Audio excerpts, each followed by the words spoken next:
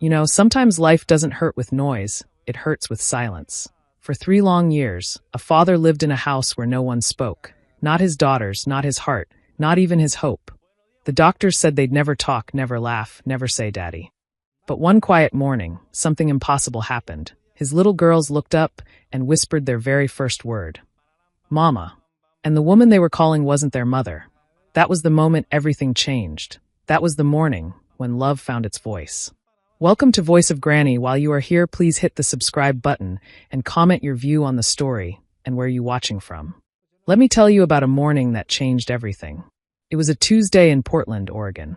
The kind of morning where fog rolls in thick from the mountains and everything feels heavy and gray. Inside the Bennett estate, a massive home with more rooms than memories, something impossible was about to happen. James Bennett stood in the doorway of his living room, frozen. His leather briefcase slipped from his fingers and hit the marble floor with a soft thud. But he didn't notice. He couldn't move. He couldn't breathe. Because what he was seeing and hearing shouldn't have been possible. His twin daughters, Emma and Lily, were sitting on the soft carpet. These were the same girls who had never spoken a single word in their 3 years of life. The same daughters doctors said would never talk, never walk, never live normal lives. And right there, in front of his eyes, they were speaking. Mama, Emma whispered, her tiny voice barely louder than a breath. The woman kneeling in front of them wasn't their mother. Their mother, Sarah, had died bringing these girls into the world. The woman they were calling to was Grace, the housekeeper James had hired just a month ago. Grace wore her simple gray uniform, her hands still in yellow cleaning gloves. She had both arms stretched toward the girls, and tears were running down her face. That's right, sweetheart, she whispered back. I'm here. I'm right here. Then Lily spoke too. Mama. James felt his whole world tilt. For 3 years, he had spent everything he had trying to help his daughters. The best hospitals in Oregon. Specialists from California. Therapists who came with expensive equipment and even more expensive promises. Nothing had worked. The girls stayed silent, locked in a world no one could reach. Until now. Until Grace. He stepped back quietly, not wanting to break whatever magic was happening in that room. His heart was pounding so hard he thought it might crack right through his chest. The door closed behind him with a soft click, but that word, Mama, kept echoing in his head like a bell that wouldn't stop ringing. James walked down the long hallway, his footsteps silent on the polished floor. The walls were decorated with photos of happier times. Sarah smiling on their wedding day. Sarah laughing in the garden. Sarah with her hands on her pregnant belly, glowing with hope. He hadn't been able to look at those pictures for years. Now he couldn't look away. When Sarah was alive, this house had been full of music. She sang while cooking breakfast. She hummed while folding laundry. She talked to her unborn babies every single night, telling them stories about the life they would have together. After she died, James tried to fill the silence with control, with schedules, with rules. He thought if he kept everything perfectly organized, the pain couldn't find him. But it found him anyway. It lived in every quiet corner of this enormous house. James made it to his office and closed the door behind him. He sat at his desk and put his head in his hands. His daughters had just spoken their first words, and they hadn't called for him. They had called for a woman they barely knew. Why? What did Grace do that he couldn't? He thought about the past month. Grace had arrived on a rainy Monday morning with one small suitcase and a warm smile. The agency said she was reliable, kind, and didn't ask too many questions. Perfect for a household that valued privacy. James had barely spoken to her since she started. He saw her sometimes in the corners of rooms, quietly cleaning or folding towels. She kept to herself, just like he wanted. But the nurses had mentioned something a couple of weeks ago. The girls seem calmer when Grace is around, one of them had said. They follow her voice. James had dismissed it.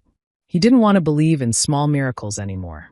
Big miracles, the kind that came from science and money, those were the only ones that mattered.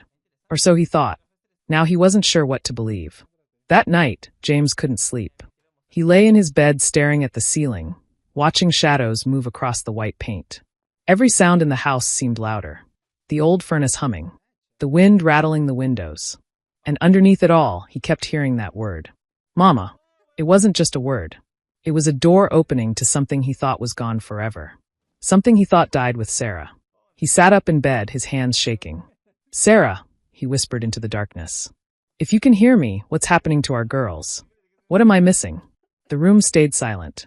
No answers came. Just the sound of his own breathing and the distant hoot of an owl outside. James knew one thing for certain. Tomorrow he would talk to Grace. He needed to understand what she was doing. How she had reached his daughters when no one else could. How she had brought their voices back from wherever they'd been hiding. He didn't know it yet, but the truth was going to shake everything he believed about love, about healing, and about what it really means to be a father. As the night slowly turned to morning, James finally fell into a restless sleep. In his dreams, he heard Sarah singing that old lullaby she used to hum. And in the dream, his daughters were singing along. Morning came to Portland wrapped in rain. Water drummed against the tall windows of the Bennett estate, steady and soft. James sat at the breakfast table with a cup of coffee going cold in his hands. He hadn't touched it. Couldn't focus on anything except what he'd witnessed yesterday. The house staff moved around him like ghosts, careful not to disturb their boss. Everyone could feel something had shifted in the air, though they didn't know what. When Grace walked into the dining room carrying fresh linens, James looked up. She had a calm face, the kind that didn't show worry or fear. Just quiet strength. "Good morning, Mr. Bennett," she said softly. "Sit down," James said. His voice came out harder than he meant. "Please. I need to talk to you." Grace hesitated, then set down her basket and sat at the edge of a chair, her back straight, hands folded in her lap. James studied her face. She was probably in her 40s, with dark hair pulled back in a simple bun and eyes that seemed to see right through people. There was nothing remarkable about her, nothing that screamed special or gifted. She looked like what she was, a woman who cleaned houses for a living. So why could she do what no doctor could? "I saw what happened yesterday," James said quietly. "I heard my daughter speak." Grace's expression softened. She nodded. "Yes, sir. They said mama," James continued, each word careful and measured. "They said it to you. How did you make that happen?" "I didn't make them do anything, Mr. Bennett," Grace said gently. "They just did." "That's not an answer." James leaned forward. "My daughters have been silent since birth. I've taken them to every specialist between here and Los Angeles. The best neurologists money can buy. They all said the same thing. Severe developmental delays, probably permanent. And then you show up, and within a month, they're talking. What did you do?" Grace looked down at her hands for a moment, choosing her words carefully. "I talked to them," she said simply. "Every day. I read them stories. I sang to them. I held their hands when they seemed scared. Maybe they finally felt safe enough to answer." "Safe," James repeated, almost angry now. "You think that's all it takes? After everything I've spent, all the treatments and therapies, you're telling me it was just about feeling safe." "Sometimes that's all a child needs, Mr. Bennett," Grace said, her voice still calm. "Someone who doesn't give up on them. Someone who sees them as whole, not broken." Those words hit James like a punch. He sat back in his chair, his jaw tight. Part of him wanted to argue. Part of him wanted to fire her right there for making it sound so simple, for making him feel like he'd failed somehow. But he couldn't. Because she was right. "You were hired to clean," he said finally. "Not to teach my children." "I understand, sir." Grace stood up, her face respectful but not afraid. "I won't overstep again." She picked up her basket and left the room. James watched her go, that calm strength radiating from her even as she walked away. The rest of the morning passed slowly. James tried to work, tried to focus on emails and business calls. But his mind kept drifting back to Grace's words. Someone who doesn't give up on them. Had he given up? He didn't think so. He'd fought for his daughters every single day since they were born. He'd fought insurance companies and hospital bureaucracies. He'd fought his own grief to keep moving forward. But maybe he'd been fighting the wrong battles. That afternoon, James asked one of the nurses to bring Emma and Lily to the playroom. He wanted to see for himself if yesterday was real or some kind of cruel trick his mind was playing on him. The nurse wheeled the girls in, each strapped into their support chairs. Their heads turned slowly, looking around the big empty room with its unused toys and perfect white walls. "Hi, girls," James said, trying to keep his voice light. "Daddy's here." "Nothing." They stared past him like he wasn't even there. He moved closer, kneeling down so he was at their eye level. "Can you hear me, Emma?" "Lily." Still nothing. Their eyes were blank, distant, locked in that unreachable place they'd always been. James felt a sharp pain in his chest. Yesterday felt like a dream now. Maybe he had imagined it. "They've been quiet all morning, sir," the nurse said softly behind him. "Grace usually spends mornings with them. but she's cleaning the West Wing today. Get her, James said without thinking. Bring her here. Yes, sir. A few minutes later, Grace appeared in the doorway. Her uniform was damp from cleaning, her gloves tucked into her apron pocket. She walked in carefully, her eyes on the floor, not looking at James. But Emma saw her. Her whole body shifted, just slightly. Her fingers twitched on the armrest of her chair. Lily's head turned toward Grace like a flower following the sun. Grace smiled, soft and warm. Hey, sweethearts, she whispered. Both girls' faces changed. Their eyes brightened. Their lips curved into small, real smiles. James's breath caught in his throat. Grace knelt between the girls and started humming, low and gentle. It wasn't a song James recognized, just a simple melody that seemed to wrap around the room like a warm blanket. Emma made a sound, soft and hesitant, like she was trying to copy the tune. Lily's hand reached out, trembling, toward Grace's face. Did you see that? James whispered to the nurse. She nodded, her eyes wide. They never do that for anyone else, sir. Only her. Grace looked up at James, and for the first time, he really saw her. Not as the help, not as an employee, but as the person who had reached his daughters when everyone else, including him, had failed. They can respond, Mr. Bennett, Grace said gently. They just need patience, not pressure. James felt something crack open inside his chest. Not pain this time. Something else. Something that felt almost like hope. Stay with them, he said quietly. For the rest of the day. Please. Grace nodded. Yes, sir. James stood and walked to the door. But before he left, he looked back one more time. Grace was sitting on the floor now, the girls leaning toward her in their chairs. She was humming again, and both Emma and Lily were watching her like she was the only real thing in the world. And maybe James thought, maybe she was. The rain continued through the night and into the next morning. James barely slept again. Every time he closed his eyes, he saw his daughters reaching for Grace, heard their small voices saying that word that wasn't meant for him. But something had changed in him. The jealousy and confusion from before were fading, replaced by something he couldn't quite name. Curiosity, maybe, or desperation to understand. After breakfast, he found himself walking toward the nursery. He told himself he was just checking on the girls. But really, he needed to see Grace again. Needed to watch whatever it was she did that made miracles happen. He heard her voice before he reached the door. Soft and melodic, singing something gentle and slow. James pushed the door open quietly and stopped. Grace was sitting on the floor with Emma and Lily beside her on a soft blanket. The curtains were open, letting in gray morning light. She was rubbing lotion on their arms, her movements slow and careful, while she sang. And that song. James knew that song. His heart stopped. Sarah used to sing that exact melody when she was pregnant. She'd made it up herself, humming it every night with her hands on her belly. He hadn't heard it in 3 years. Where did you learn that? James asked, his voice rough with emotion. Grace turned, startled but not afraid. Oh, Mr. Bennett. I didn't hear you come in. He stepped closer, his hands shaking slightly. That song you're singing. Where did you learn it? Grace reached for something beside her, a small notebook with worn edges and a faded cover. She held it out to him. I found this, she said. It was tucked behind the bookshelf in here. I think it belonged to your wife. James took the notebook like it might break. The moment his fingers touched it, tears filled his eyes. Sarah's handwriting covered the pages. Her slanted, looping script that he'd recognize anywhere. There were notes about baby care. Recipes for homemade baby food. Lists of names they'd considered. And near the back, a page titled Lullabies for My Girls. The last one was the song Grace had been singing. At the bottom, Sarah had written, For when I can't be there to sing it myself. James's legs felt weak.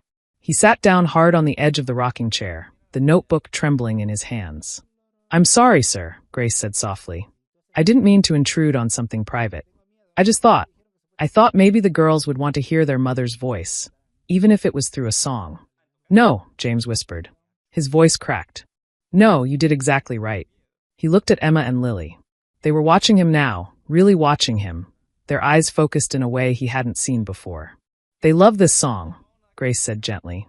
Every time I sing it, they try to move their mouths along with me. Like they're trying to remember something. James wiped his eyes with the back of his hand. Sarah sang this every single night, he said. She believed they could hear her, even in the womb. The doctor said it didn't matter, that they wouldn't remember anything. But she didn't care what the doctors said. Mothers always know, Grace said with a small smile. James looked at her. really looked at her. "Why are you doing this?" he asked. "You could work anywhere. You could have a normal job with normal hours. Why do you care so much about two little girls who aren't even yours?" Grace was quiet for a long moment. She looked at Emma and Lily, her expression soft and sad and full of something James couldn't name. "When I was young," she said finally, "my mama worked as a housekeeper too. She cleaned for a rich family in Seattle. They never looked at her. Not once in 5 years. She was invisible to them." Grace's voice got softer. "I used to wait outside their house after school, sitting on the curb, hoping she'd come out early. She never did.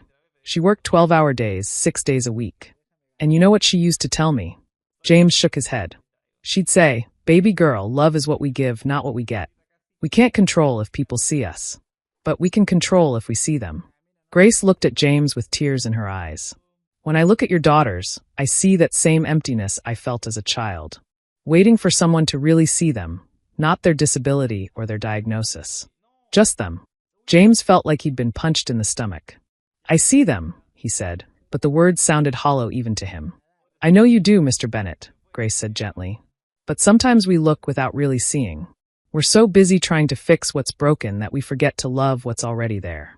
The room fell silent except for the rain against the windows. Emma made a small sound, drawing both their attention. She was looking at the notebook in James's hands, her eyes bright and curious. James stood slowly and walked over to where the girls were lying. He sat down on the floor beside them, something he realized he hadn't done in months. Maybe years. "Hi, Emma," he said softly. "Hi, Lily. Daddy's here." Emma's eyes focused on his face. And then, so quietly he almost missed it, she made a sound. Not a word yet, but something close. A whisper of breath that was trying to be his name. "Duh," she breathed. James froze.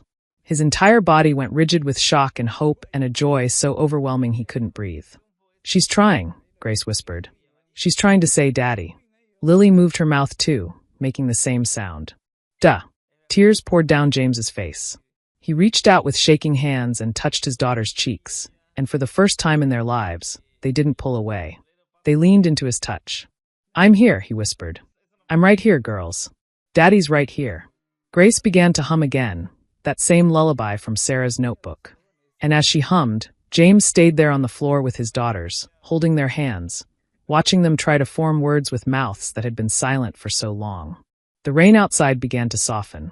Light broke through the clouds, streaming into the nursery like a promise. And for the first time since Sarah died, James felt something he thought was lost forever. He felt like a father again. That night, the rain came back harder than before. Thunder rolled across Portland like drums, and lightning split the sky into pieces of white and purple. Inside the Bennett estate, the storm rattled windows and made the old house groan. James couldn't focus on anything. He'd spent the day in his office trying to work, but all he could think about was what happened in the nursery. His daughters had tried to say his name. After 3 years of silence, they were finally reaching back. And it was all because of Grace. Around 8 o'clock, one of the nurses came to his office door. "Mr. Bennett," she said nervously. "The girls are upset. The thunder is scaring them, and they won't settle down. Grace is with them, but—" "I'll come," James said, already standing. He followed the nurse upstairs. As they got closer to the nursery, he could hear it, soft crying, the kind that breaks your heart because it sounds so helpless. He pushed open the door and found Grace sitting on the floor between the girls' cribs. Emma and Lily were both awake, their faces wet with tears, their small bodies trembling every time the thunder crashed. Grace was singing softly, trying to calm them, but even she seemed worried. "They've never been through a storm like this," she said when she saw James. "I think it's too loud for them." James knelt beside her without thinking. "What can I do?" "Just be here," Grace said simply. "Sometimes that's enough." Another crack of thunder shook the house. Emma let out a small cry, and Lily's face crumpled. Without hesitation, James reached into Emma's crib and gently lifted her out. She was so light, so fragile in his arms. He held her against his chest, feeling her tiny heart beating fast like a bird's. "It's okay, sweetheart," he whispered. "Daddy's got you. You're safe." Grace lifted Lily and held her close, rocking gently. "You're okay, baby," she murmured. "It's just noise. It can't hurt you." They sat together on the floor, each holding a child, while the storm raged outside. The lights flickered once, twice, and then went out completely. In the darkness, lit only by flashes of lightning, Grace started humming again. That same lullaby. Sarah's lullaby. And then something incredible happened. Emma's crying stopped. She made a small sound against James's chest, and he realized she was trying to hum along. The sound was broken and uncertain, but it was there. Lily did the same, her tiny voice joining Grace's in the dark. James felt tears streaming down his face. His daughters were singing. Or trying to. These girls who weren't supposed to be able to make sounds were singing their mother's song in the middle of a storm. "Grace," he whispered. "Grace, do you hear them?" "I hear them," she said, and he could hear the tears in her voice too. "I hear them, Mr. Bennet. They're so brave." The thunder crashed again, closer this time, and the whole house shook. But the girls didn't cry. They kept making those small sounds, trying to follow the melody Grace was humming. James held Emma tighter. "I'm sorry," he whispered to her. "I'm so sorry I wasn't there before. I'm sorry I was so focused on fixing you that I forgot to just love you." In the darkness, Grace's voice came soft but clear. "It's not too late, Mr. Bennet. It's never too late to start over." The storm lasted another hour. The whole time, they sat together on that nursery floor, a grieving father, a humble housekeeper, and two little girls who were learning to use their voices. When the rain finally stopped and the lights came back on, Emma and Lily had fallen asleep. James looked down at his daughter in his arms, her face peaceful now, her breathing steady. "Grace," he said quietly, "I don't know how to thank you." She smiled, still holding Lily. "You don't need to thank me, Mr. Bennet. This is what love looks like. We're just finally seeing it." James nodded, unable to speak past the lump in his throat. They put the girls back in their cribs, tucking them in with soft blankets. As they turned to leave, Grace paused at the door. "Mr. Bennet," she said, "there's something you should know. I got a letter yesterday. A job offer from a children's hospital in Seattle. Better pay, better hours." James felt his stomach drop. "Are you going to take it?" Grace looked back at the sleeping girls. "I don't know," she said honestly. "Part of me thinks I should. But another part." She trailed off. "Another part doesn't want to leave them," James finished. "Yes, sir. Yes, sir." They stood in silence for a moment. Then James said something he never thought he'd say. "If you stay," he said quietly, "I don't want you to stay as just an employee. I want you to be part of this family. Those girls need you. And I think I need you too. To teach me how to be the father they deserve." Grace's eyes filled with tears. "Mr. Bennet." "James," he interrupted. "Please, just call me James." She smiled through her tears. "Okay, James. I'll think about it. I promise." That night, after Grace had gone to her room, James sat in the nursery watching his daughters sleep. The storm had passed, leaving behind clear skies and the smell of rain-washed earth. He opened Sarah's notebook again and read the words she'd written. "If anything happens to me, remind them that love can still reach them even when words cannot." James closed his eyes and whispered to his late wife. "I understand now, Sarah. I finally understand. Thank you for sending us Grace. Thank you for this second chance." Outside, the stars were shining bright over Portland. And inside the Bennet estate, for the first time in 3 years, everything felt like it might be okay. Morning came gentle and golden. The storm had washed everything clean, and Portland looked brand new under a bright blue sky. Birds sang in the trees outside the Bennet estate, and sunlight poured through every window like hope made visible. James woke up early, but for once, he didn't feel tired. He felt something he hadn't felt in years: excitement. Actual joy at the thought of a new day. He got dressed quickly and headed straight to the nursery. When he pushed open the door, he found Grace already there. She was sitting in the rocking chair with both girls on a blanket at her feet, playing with soft toys. "Good morning," Grace said with a warm smile. "Good morning," James replied, and he meant it. He sat down on the floor beside his daughters. Emma looked at him and smiled, a real, full smile that lit up her whole face. Lily reached her hand toward him, and he took it gently. "Duh," Emma said clearly. Not a broken sound this time, but an actual word. James laughed, a sound of pure joy. "Yes, baby. That's right. Daddy." "Da-da," Lily echoed, her voice stronger than he'd ever heard it. Grace watched with tears in her eyes. "They've been practicing all morning," she said softly. "They wanted to surprise you." James looked at her. "Have you made your decision?"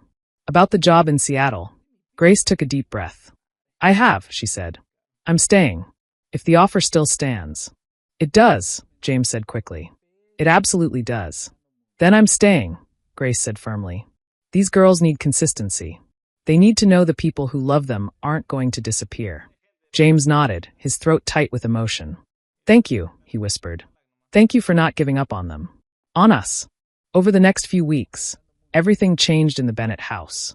The silence that had filled the halls for 3 years began to break apart, replaced by new sounds. Laughter. Music. The sweet babbling of 2 little girls learning to use their voices. Grace moved into a proper room in the family wing of the house, no longer just an employee but a true member of their small family. She continued working with the girls every day, reading, singing, playing, teaching them that the world was safe and full of love. James started coming home earlier from work. He began spending his evenings in the nursery, sitting on the floor with Emma and Lily, learning from Grace how to be patient, how to listen not just with his ears but with his heart. One warm afternoon about a month later, James decided it was time. He had the staff set up the old swing set in the backyard, the one Sarah had picked out when she was pregnant. It had sat unused for 3 years, covered in dust and cobwebs. Now it was clean and ready. James and Grace carried the girls outside, securing them carefully in the special swings he'd had modified.